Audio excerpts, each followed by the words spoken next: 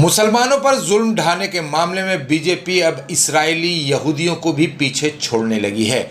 हजारों मुसलमानों को झूठे मुकदमे में फंसाकर जेल में डालने वाली बीजेपी सरकार ने मुसलमानों को उजाड़ने की एक नापाक मुहिम शुरू की है। असम में हजारों मुसलमानों का घर उजाड़कर उन्हें दर दर की ठोकरें खाने के लिए मजबूर करने वाली बीजेपी सरकार अब मध्य प्रदेश और उत्तराखंड में हजारों मुसलमानों को उजाड़ने की कोशिश कर रही है। उत्तराखंड के नैनीताल जिले के हल्द्वानी कस्बे की गफूर बस्ती में हजारों मुसलमानों में दहशत का माहौल है, क्योंकि स्थानीय प्रशासन ने 4,365 मकानों को गिराने का नोटिस दिया है, जिस पर 9 जनवरी से कार्रवाई शुरू हो सकती है। प्रशासन का कहना है कि ये मकान 78 एकड़ रेलवे की जमीन पर गैर कानूनी तरीके से बनाए गए हैं और उत्तराखंड हाईकोर्ट के हुक्म पर उन्हें गिराया जाएगा।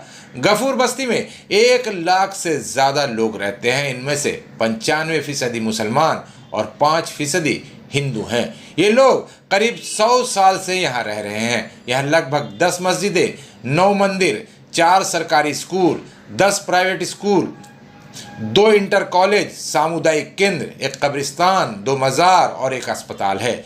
कोर्ट ने इन सभी को गिराने का फैसला दिया है। मस्जिद, मंदिर, स्कूल, अस्पताल आज के नहीं है, बल्कि 70-80 साल पुराने हैं। ये कोई नई बस्ती नहीं है, बल्कि ये लोग आज़ादी से पहले से यहाँ रहते आ रहे हैं। उनके पास आज़ादी से पहले के दस्तावेज हैं। उत्तराखंड हाईकोर्ट ने 20 दिसंबर को पूरी बस्ती को खाली करने का हुक्म दिया था। अचानक से रेलवे को याद आ गया कि ये उसकी ज़मीन है। रेलवे ने दावा किया कि ये उसकी ज़मीन है जिस पर लोग अवैध कब्जा किए बैठे हैं। हालांकि रेलवे इस जमीन को खाली करवाकर यहाँ कोई नई परियोजना शुरू करने नहीं जा रहा है, बस मकसद मुसलमानों को उजाड़ने का है। इसलिए मुकदमे के दौरान उत्तराखंड की बीजेपी सरकार ने अदालत को बताया कि चूंकि ये संपत्ति रेलवे की है, इसलिए इस मामले से उसका कोई लेना देना नहीं है।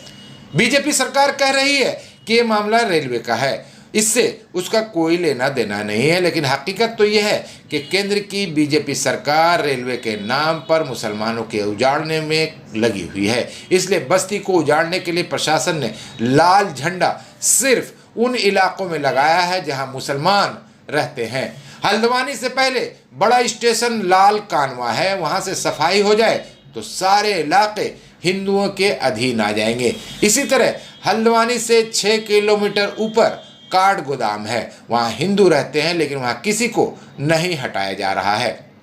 बीजेपी सरकार और उसके अधीन रेल मंत्रालय के जालिमाना रवैये के खिलाफ हल्द्वानी में पिछले 1 हफ्ते से लोग प्रदर्शन कर रहे हैं।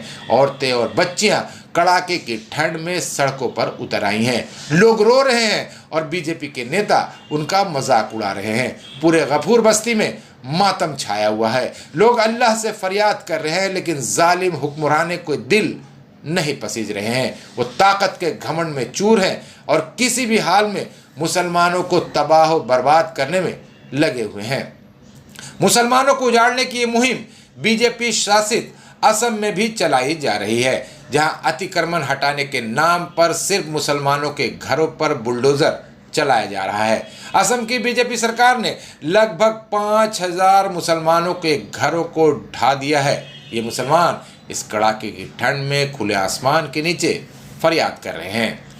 उधर मध्य प्रदेश की बीजेपी सरकार ने उज्जैन शहर में मुसलमानों की गुलमोहर कॉलोनी को खाली करने का फरमान जारी किया है। मुस्लिम दुश्मन बीजेपी सरकार का कहना है कि हिंदू कुंभ मेला 2028 में उज्जैन में आयोजित किया जाएगा और यहां आने वाले हिंदू श्रद्धालुओं के लिए पार्किंग बनाई जाएगी, जिसके लिए मुसलमानों की गुलमोहर कॉलोनी को हटाया जाएगा। इसके लिए नगर पालिका ने नोटिस भी जारी कर दिया है, जबकि गुलमोहर कॉलोनी किसी सरकारी ज़मीन पर नहीं बसी हुई है, बल्कि मुसलमानों ने किसानों और दूसरे लोगों से ज़मीन खरीदकर यहाँ अपने घर बनाए हैं। लेकिन बीजेपी को मुसलमानों को ये बस्ती कांटे की तरह खटक रही है। वो किसी भी हाल में इस मुस्लिम बस्ती को उजाड़ना चाहती है, जबकि जहां कुंभ मेला होने वाला है उसके पास काफ़ी सरकारी ज़मीन बेकार पड़ी हुई है, जहां पार्किंग का इंतज़ाम किया जा सकता है। लेकिन ऐसा न कर बीजेपी सरकार